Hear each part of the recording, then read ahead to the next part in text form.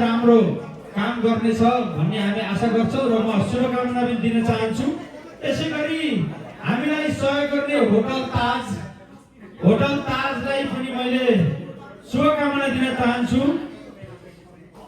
सधैँभरि हामीलाई हरेक प्रोग्राममा सहयोग गर्ने होटल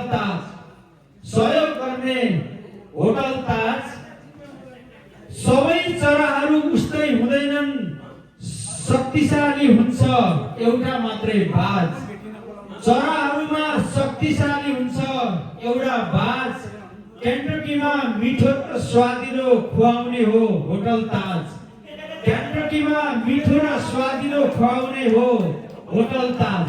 होटल ताजलाई पनि धेरै धेरै धन्यवाद। हामीलाई अबेरसम्म बसेर हाम्रो कार्यक्रमलाई सफल पार्नको निम्ति ठुलो सहयोग गर्नुभएको छ। प्रत्येकचोटि हामी नेपालीहरूलाई प्रोग्राम गर्नको लागि सौहार्दपूर्ण ढङ्गले उहाँहरूले कार्यक्रम सञ्चालन गर्न दिनुहुन्छ, मिठो खाना खुवाउनुहुन्छ, त्यसको लागि पनि धेरै धेरै धन्यवाद।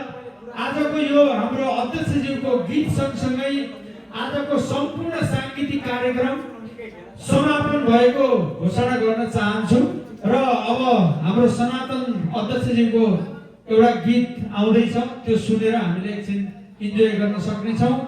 हस् त, सबैलाई ह्याप्पी क्रिसमस, शुभरात्रि, सबैको जय होस्, सबैको भलो होस्। हस्, धन्यवाद।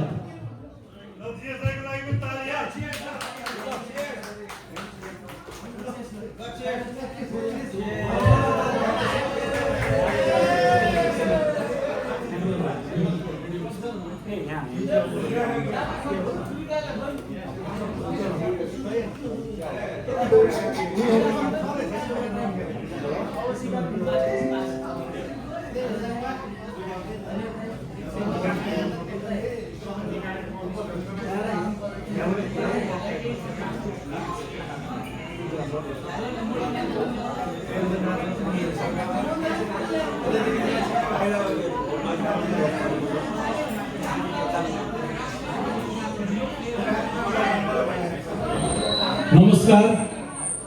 मैले चाहिँ जीवनमा फर्स्ट टाइम गीत रेकर्ड गरेको नेपाल गएर।